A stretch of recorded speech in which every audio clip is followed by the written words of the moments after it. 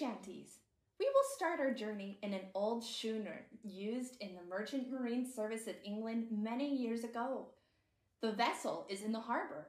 The sailors are on deck, grouped about the ropes, for the sails must be hoisted before the anchor is weighed or pulled up.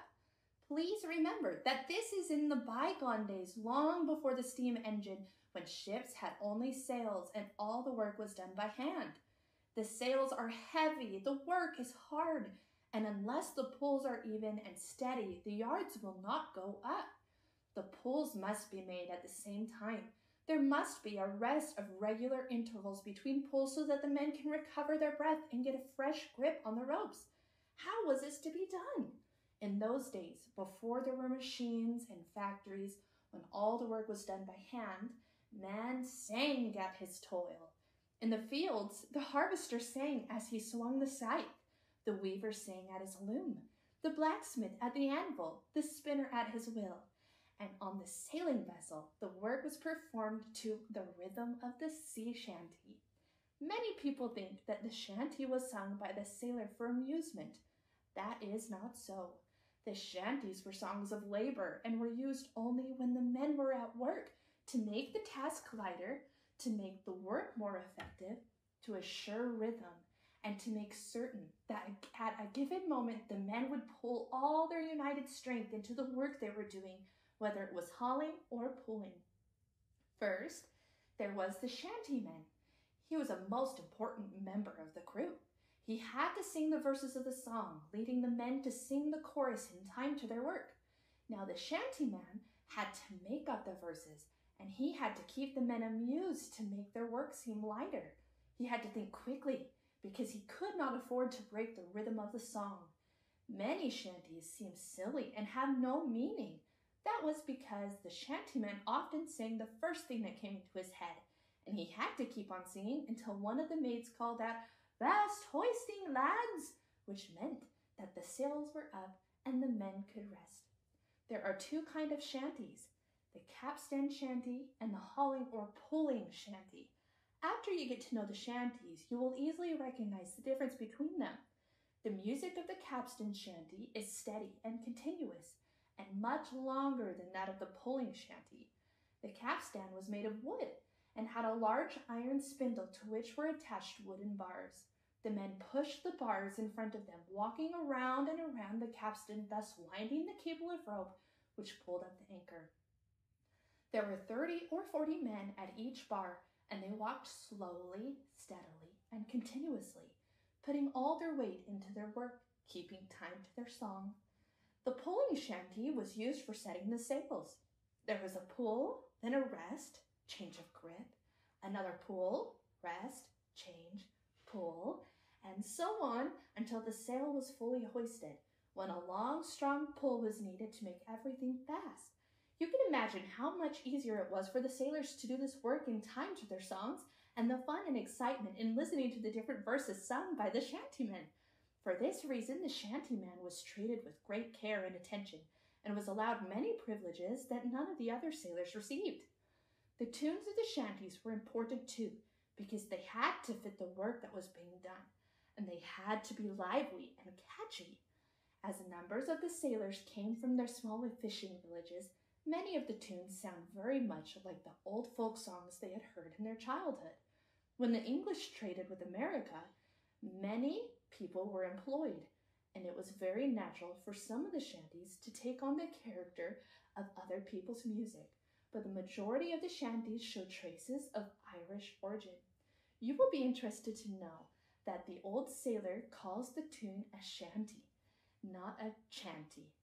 But it has been called shanty by so many people, as we are most of us landlubbers and not sailors. I am using the more common expression, but you should know that a shanty is the same as a chanty. Blow the Man Down, as sung by an old sailor. Come all you young fellows that follow the sea, to my blow the man down. Now pray pay attention and listen to me. Give me some time to blow the man down. 'Tis when the black ballers preparing for sea, to my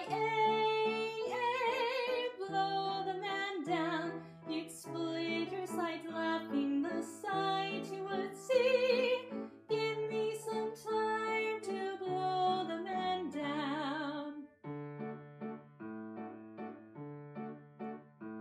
At the tinkers and tailors, the soldiers and all, to my blow the man down, who ship for prime seaman on board a black ball. Give me some time to blow the man down. 'Tis when the black baller is clear of the land, to my blow the man down. The boatswain then bawls out the word of command. Give me some time to blow the man down. Lay aft is the cry to the break of the poop, to my blow the man down, or I'll help you along with the toe of my boot. Give me some time to blow the man down. 'Tis the larboard and starboard on deck you will sprawl, to my blow the man down, for kicking Jack Williams commands the black ball. Give me some time to blow the man down. Away to Rio, as sung by an old sailor. Oh, say were you ever in Rio Grande, away to Rio, where the old river runs through golden sand, and we're bound for Rio Grande, and away a Rio. Hey, Rio, it's very well, my bonny young girls, we're bound for Rio Grande.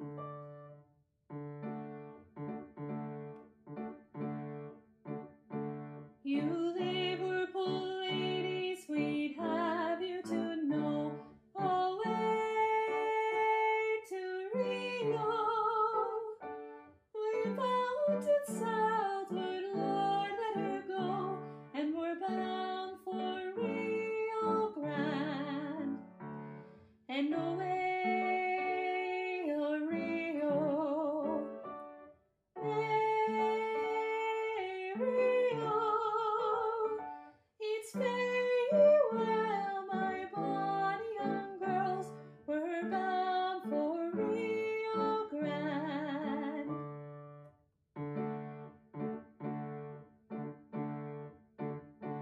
We've a jolly good ship and a jolly good crew, away to Rio. A jolly good mate and a good skipper too, and we're bound for Rio Grande, and away a Rio. Hey, Rio, it's very well, my bonny young girls, we're bound for Rio Grande.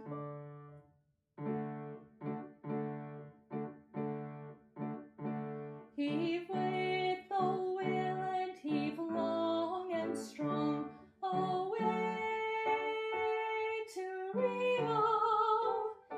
Sing all the chorus, for 'tis a good song, and we're bound for Rio Grande, and away to Rio. Hey, to Rio,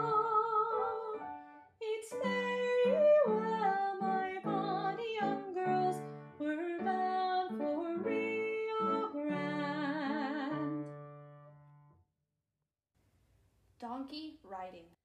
Were you ever